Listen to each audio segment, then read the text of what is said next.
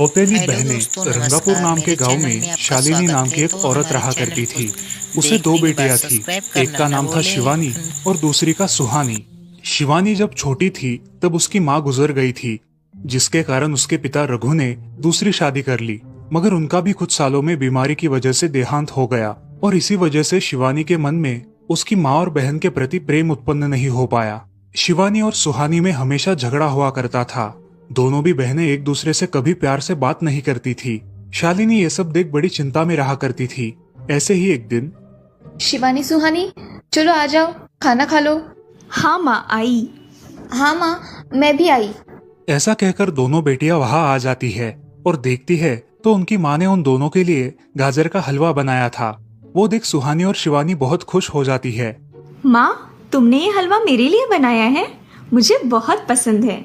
मुझे पता है कि मेरी दोनों बेटियों को हलवा कितना पसंद है, इसीलिए तो मैंने तुम दोनों के लिए हलवा बनाया है। और मेरे लिए माँ? अरे हाँ बेटी, मैंने तुम्हारे लिए भी बनाया है। चलो अब जल्दी से खा लो, तुम दोनों को कॉलेज भी तो जाना है ना। जी माँ, मैं ये कटोरी ले लूँ? मुझे जल्दी पहुँचना है कॉलेज में। हाँ ले लो। और सुहानी, तुम ये वाली कटोरी ले लो। जी माँ। दोनों भी हलवा खाती है और एक दूसरे की ओर बहुत गुस्से से देखकर वहां से चली जाती है। वो दोनों भी कॉलेज में एक साथ पढ़ा करती थी। फर्क सिर्फ इतना था कि शिवानी 3rd ईयर में थी और सुहानी 1st ईयर में। उन दोनों में 2 साल का अंतर था। फिर भी दोनों में हमेशा नोकझोंक हुआ करती थी, जैसे कि वो दोनों एक दूसरे की दुश्मन हो। ऐसे ही एक दिन दीदी, मेरे कॉलेज की ट्रिप जाने वाली है। तुम्हारी भी ट्रिप जाने वाली है क्या? हाँ, मेरी भी जाने वाली है, मगर मेरा जाने का मन नहीं है। क्यों दीदी? क्योंकि वहाँ पे तुम हो। मुझे भी कोई शौक नहीं है तुम्हारे साथ आने का। मैंने ऐसे ही पूछ लिया। मैं जा रही हूँ।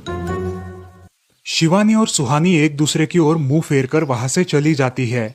अगले दिन दोनों भी कॉलेज में जाती है। तब उनके टीचर उनसे पूछते हैं, शिवानी, तुम कॉलेज की ट्रिप में आने वाली हो? जी सर, मैं आने वाली हूँ। ठीक है, मैं तुम्हारा नाम लिखवा देता हूँ। जी सर। ऐसा बोलकर टीचर ट्रिप के लिए जाने वाले विद्यार्थियों की लिस्ट बना लेते हैं। घर आकर शिवानी और सुहानी ये बातें अपनी माँ को बताती है। सुहानी, शिवानी, तुम दोनों ट्रिप के लिए जा रही हो, मगर वहां जाके झगड़ा मत करना, नहीं तो ट्रिप पे जाने की कोई जरूरत नहीं है। नहीं माँ, हम झगड़ा नहीं करेंगे। हाँ माँ, हम झगड़ा नहीं करेंगे। तो फिर ठीक है, तुम दोनों जाओ। ये लो ट्रिप के लिए पैसे, और बाकी के ये तुम्हारे पास ही रखना। माँ, हम कल जाएंगे और 2 दिन के बाद वापस आएंगे। ठीक है, चलो अब सो जाते हैं, कल तुम दोनों को निकलना है। अब वो सब खाना खाकर सो जाती है। अगले ही दिन सुबह उठकर वो दोनों भी अपने अपने बस में बैठकर ट्रिप के लिए निकल जाती है और इधर शालिनी अपने काम में व्यस्त हो जाती है। ऐसे ही कुछ देर बाद शालिनी को शिवानी का फोन आता है।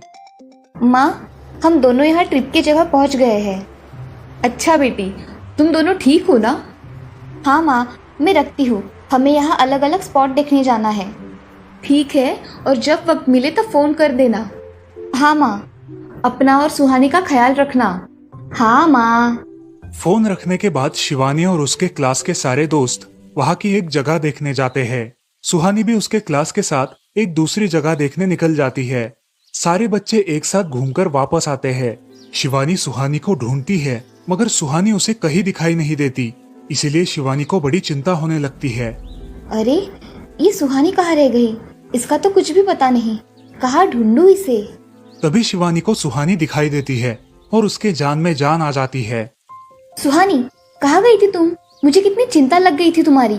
अरे, मैं यहाँ ही थी मेरी सहेलियों के साथ, मुझे कुछ नहीं हुआ। ऐसा बोलकर सुहानी वहाँ से चली जाती है। दूसरे दिन सब लड़के लड़कियाँ जल्दी उठकर अपनी तैयारी कर लेते हैं और पहाड़ पर जाने के लिए निकलते हैं। वो सब आज थोड़ा घूमकर शाम तक निकलने वाले थे। सब विद्यार्थी एक हिल स्टेशन देखने चले जाते हैं। शाम होने तक उस पहाड़ी का मजा उठाते हैं, लेकिन सुहानी बिना किसी को बताए उस पहाड़ी के एक अनजान हिस्से में चली जाती है।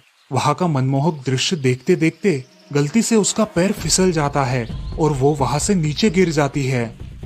शाम हो जाने के कारण सभी विद्यार्थी वहाँ से निकलने लगते हैं और यहाँ सुहानी एक पेड़ के सहारे उस पहाड़ी की चोटी पर लटकी रहती है। शिवानी सभी विद्यार्थियों में अपनी बहन को ढूंढती है, लेकिन वो उसे कहीं नहीं मिलती। सुहानी को ढूंढते ढूंढते शिवानी वापस उसी पहाड़ी के पास आती है और उसे आवाज लगाती है। सुहानी, सुहानी कहाँ हो तुम? दीदी मैं यहाँ हूँ, बचाओ मुझे, मैं यहाँ हूँ। सुहानी की आवाज की ओर जाते ही उसे पता चलता है कि सुहानी पहाड़ी पर लटकी है। ये सब देखकर शिवानी बहुत घबरा जाती है। शिवानी अपनी पूरी ताकत लगाकर उसे ऊपर खींच लेती है। तुम यहाँ क्यों आई थी? अगर तुम्हें कुछ हो जाता तो मैं क्या करती? माँ को क्या जवाब देती? दीदी मेरा पैर फिसल कर मैं वहाँ गिर गई। मैंने बहुत आवाज दी मगर मेरी आवाज किसी ने नहीं सुनी। तुम ढूंढती हुई आई और मुझे बचा लिया। तुम दुनिया की बेस्ट दीदी हो। हाँ सुहानी, चलो अब घर जाने के लिए देर हो जाएगी, बस निकल जाएगी। सुहानी को ऊपर खींचते वक्त शिवानी के हाथ पर बहुत सारे जख्म हो गए थे, इसीलिए सुहानी अपनी ओढ़नी फाड़कर उसके हाथ पे बांध देती है और अब वो दोनों बस के पास चले जाते हैं। क्या हुआ है शिवानी, हाथ से खून बह रहा है तुम्हारे? कुछ नहीं सर, मैं वहाँ पे गिर गई थी, अब मैं ठीक हूँ। टीचर और सारे छात्र गाड़ी में बैठकर घर जाने के लिए निकलते हैं। घर आने के बाद शिवानी सारी हकीकत अपनी माँ को बताती है और वो सब सुनकर माँ दोनों को गले लगाकर रोने लगती है। तुम दोनों एक दूसरे के साथ होते हो इसीलिए मुझे कोई टेंशन नहीं रहता, मगर मेरी बच्चियों खुद का भी ख्याल रखा करो। उस दिन के बाद दोनों सौतेली बहनों ने अपने बीच की सब नोकझोंक बंद कर दी और हंसी खुशी सगी बहनों की तरह रहने लगी। दोस्तों, इस कहानी से हमें ये सीख मिलती है कि हम सबको एक दूसरे के प्रति द्वेष की भावनाएं छोड़कर प्यार से रहना चाहिए। चंदनपुर नाम के गांव में चंपा नाम की एक औरत रहती थी। पति, 2 बच्चे और एक बेटी, ऐसा उनका पूरा परिवार था। उसका पति श्रीधर पोस्ट ऑफिस में जॉब करता था। उसके कमाई से ही घर चलता था। चंपा ने अपने घर के सामने एक छोटी सी दुकान खोल के रखी थी। उससे उसे जो भी मुनाफा होता वो अपनी बेटी की शादी के लिए जमा करके रखती। ऐसे ही बहुत दिन बीत जाते हैं। अब बच्चे भी बड़े हो जाते हैं। बड़ा बेटा अशोक डॉक्टर और छोटा बेटा रवि वकील बन जाता है और दोनों अपनी ट्रेनिंग पूरी करने लगते हैं। एक दिन उनकी बहन ज्योति के लिए एक अच्छा रिश्ता आता है और ज्योति की शादी पड़ोस के गांव के सरपंच जी के बेटे से हो जाती है। ज्योति बहुत ही कामचोर और गुस्सा करने वाली होती है। इसी कारण उसके ससुराल से उसे निकाल दिया जाता है। वो अपने पति को लेकर अपने मायके रहने आती है। अब चंपा का जमाई दुकान चलाता है और चंपा और ज्योति आराम से वहाँ रहती है। अरे ज्योति, जरा अपने कामचोर पति को कुछ काम करना क्यों नहीं सिखाती हो? कुछ काम का नहीं है वो। अरे हाँ माँ, उनके पिताजी ने तो उन्हें ही घर से निकाल दिया और हमारे माथे मर दिया। जाने दो, पति है। माँ और बेटी इसी तरह तानेबाजी करती रहती। अब बड़े बेटे अशोक की शादी उन्हीं के गांव के एक लड़की से करा दी गई, लेकिन उस लड़की से भी चंपा बहुत काम करवाती और वो बेचारी सासू माँ का आदर करके सब काम चुपचाप करती थी। एक दिन वो काम करके थक गई और एक जगह पर बैठ गई। ए कामचोर कमला, इतना सारा काम पड़ा है घर में, क्या वो तुम्हारा बाप आके करेगा? चलो उठ, काम कर। हाँ हाँ माँ जी, करती हूँ। ऐसा कह के कमला अपने काम पर लग जाती है और सारा काम खत्म कर देती है। चंपा अपने बेटे अशोक से घर आने के बाद चुगलियां किया करती थी। अशोक घर आकर कमला को बहुत भला बुरा कहता और कभी कभी तो उस पर हाथ भी उठाया करता था। ये सब रवि देखा करता था और रवि को बहुत बुरा लगता था। अशोक मारने आता तो रवि बीच में पड़ जाता और माँ बाप को डांटता था और वही झगड़ा खत्म हो जाता था। ऐसा बहुत दिन चलता रहा। रवि को रंजना नाम की एक लड़की बहुत पसंद थी, जो कि एक न्यूज रिपोर्टर थी। क्या तुम मुझसे शादी करोगी? मुझे तुम बहुत पसंद हो। हाँ, मगर रवि, तुम्हारे घर में तुम्हारी माँ का बर्ताव मुझे बिल्कुल पसंद नहीं है, इसीलिए पहले तुम इसका कोई हल निकालो। अरे रंजना, मैं हूँ ना तुम्हारे साथ, तुम्हें टेंशन की क्या बात है? मगर रवि, तुम भी अगर मुझे मारने पीटने लगे तो मैं तुम्हें कोर्ट में खींचूंगी। अरे हाँ बिल्कुल, वो तो तुम्हारा अधिकार है। अगले दिन रवि अपने घर में रंजना के बारे में बताता है। रवि की माँ चंपा उसे साफ मना कर देती है। रवि, तुम्हें कुछ समझ आता है या नहीं? अपनी बिरादरी की लड़की से शादी करो बेटा। इस घर में ये आखिरी शादी है और मेरे भी कुछ अरमान है बेटा। अजय, आप कुछ कहते क्यों नहीं? हाँ बेटा, तुम्हारी माँ सही कह रही है, तुम इसकी बात मान जाओ बेटा। नहीं पापा, मैं शादी करूंगा तो सिर्फ रंजना से, वरना मैं शादी नहीं करूंगा। सब चुप हो जाते हैं। अगले दिन रवि मंदिर से शादी करके घर आता है। सब अचरज से रवि की ओर देखते हैं और चुपचाप अपने कमरे में चले जाते हैं। कमला उन दोनों का स्वागत करती है और वो दोनों अपने कमरे में जाते हैं। कैसे लगा मेरा घर? अच्छा है, मगर सब मिलजुल के रहे तो और भी अच्छा होगा। रंजना, तुम्हें मेरी माँ को सबक सिखाना होगा, तभी घर के सारे सदस्य ठीक हो जाएंगे। ठीक है रवि, जैसा तुम चाहो। अगले दिन रंजना अपने घर के मंदिर में पूजा करने जाती है। तभी रुको, मेरे भगवान के मंदिर में तुम मत आओ, जाओ यहाँ से। ये कहकर सास रंजना को वहाँ से भगा देती है और घर के किसी भी काम को करने से मना कर देती है। तब क्या माँ जी, आज से मैं इस घर की बहू हूँ।